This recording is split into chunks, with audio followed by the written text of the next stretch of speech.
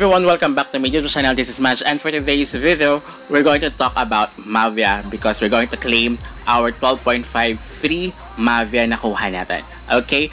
And of course, magkano ba yung nagastos natin? How much the gas fee I spent for claiming Mavia? So, stay tuned until the end of this video and until when ba yung claiming and what going to happen once na hindi nyo na-claim. So, yung mga hindi pa naka-claim, claim nyo na guys, and kung bakit kailangan nyo pa mag-continuous playing ng Mavia dahil may good news si Mavia guys. But before we jump into it, make sure you like this video, subscribe to my channel if you have not already, and ring that notification bell so you always be updated to my upcoming videos and off-the-clock episodes.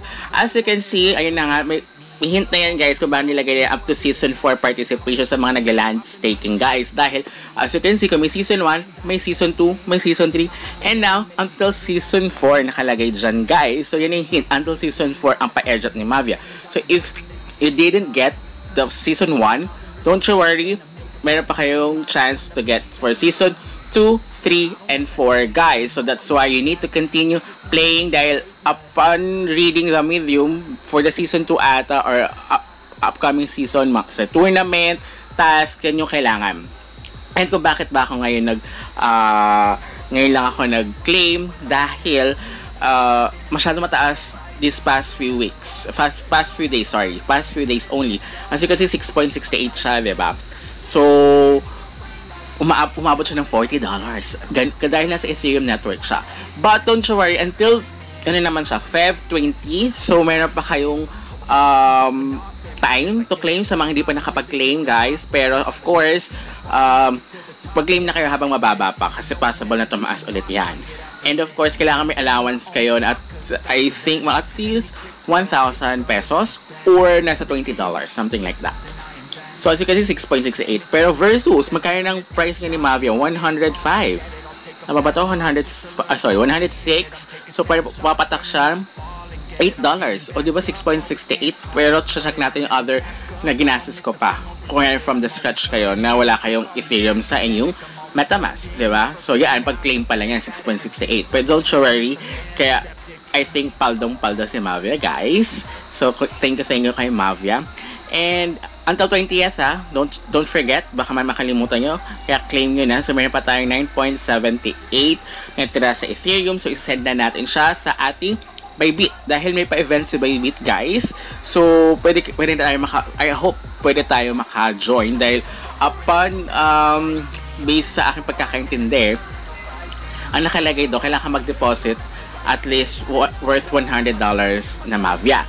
So dahil 106 siya, so paano possible tayo? Pero randomly, 30,000 participants, 30,000 winners yung makakuha ng 40 Mavia. So, pag ganito pa rin yung price nga until and done. So, gagawa ko na another video sa stay tuned for that. So, nilalaman nyo yung mechanics for that one as well.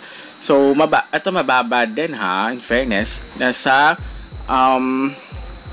check natin yung final. Kasi, lagi yan, check yung final ng ano. Kaya sabi ko kasi kailangan may allowance din kayo kasi kahit nakinilik nyo yung confirm, pero upon sending, possible na biglang tumaas, biglang bumaba. So, kaya dapat every time na mag-claim kayo ng mga free airdrops is may allowance kayo, may sobra kayo. Especially pag Ethereum dahil sobrang mahal talaga. And ang bilis talaga, parang last few days, diba, from 10, 15, bigla naging 40, ganun sila, diba? So, ayan guys, so habang hinihintay natin, so, maliit lang in fairness, parang nasa $3, I think, ayun, 3.57. See, 3.57 lang siya, pero kanina parang nasa 4 ata, diba? So, bumaba, thank God, diba? So, okay na okay din, diba? 3.57 yung ating nagastos plus 6.68. Pero ito, kakalculate na natin lahat ng aking ginastos na ano. Kunyari wala talaga kayong then sa MetaMask nyo or sa inyong Web3 wallet na Ethereum mining.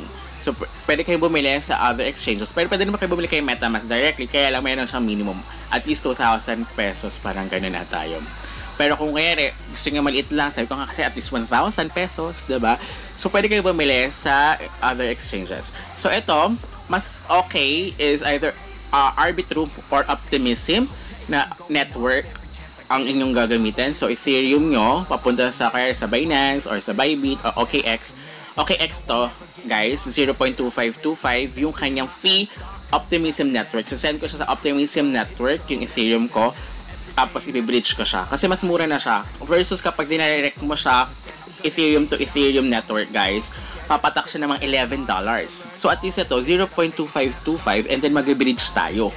Diba? So, ganun yung aking gagawin. So, yun yung advice ko. Plus, pagdating doon, i-bridge ko siya. So, pagka-bridge nga is 3.51. So, pwede kayo mag-bridge kay Layer Swap or Rhino. So, check nyo na lang, guys. Daan, paminsan mababa kay Rhino, paminsan mababa kay Layer Swap. So, pero kay Layer Swap ako nag-bridge. So, 3.51. So, 3.7. Versus, ida-direct ko nasa 11. Diba? So, at least yan nasa 3.7. So, nakatipid pa ako. Diba? Kasi kung dinirect ko sa 11 plus something siya, you can check naman yan pag chinek mo kay OKX or kay Binance or kay Bybit, guys. So here, wait, 3.57. Ito yung transfer natin. Diba? 3.57. So, papatak lang din siya ng 7.33. So, mababa, diba? Versus sa 105 na makukuha nyo. Diba? So, wala pa siyang less $20. Ay, wait. Sorry. Unahin mo muna natin kung kanina, sorry. 6.68 pala. 6.68 muna. Ito yung pag-claim natin ng 12.5 at na Mavia. So, 6.68. So, naka $10 na tayo. So, less pa rin siya. Sabi ko nga sa inyo, diba? Less pa rin siya sa versus na nakuha natin. So, talagang malaki pa yung makuha natin. Plus, the 3.57, which is yan na yung pag-transfer natin. So, pag nasa Bybit na siya, pwede nga na siya i-exchange to USDT and then i-sell out. Pero ako kasi hindi ko siya i-sell out sa aking Bybit dahil nga may sasali ako sa event, guys. So, malalaman nyo until when yung event na yan sa susunod na video ko. Kaya stay tuned for that video, guys. So, I hit 2 birds in 1 stone, diba? Kasi mali mo, isa ako sa mga 30,000 winners. So, 40 Mavia yun. So, ganyan, abot yun ng mga 300 plus USD. Diba? So, ang laki.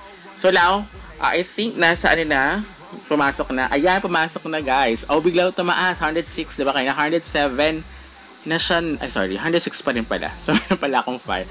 Pero tumataas pa rin siya, guys. Nakita ko, nagpa-pop up pa rin siya sa CoinGecko. You can check the price sa CoinGecko, guys. Sa pataas pa rin siya ng pataas. Hindi pa siya na-release sa Binance, guys, ha. Pero one of the partners ni Mavia is Binance Labs. I think meron silang niluluto. I think hindi nila kagad nilist yan. Kaya, tataas palalo yan. Kaya, stock nyo muna yan, guys. Hold nyo muna. So, until next time, guys. Update ko kayo for the season 2 ng Mavia. Goodbye!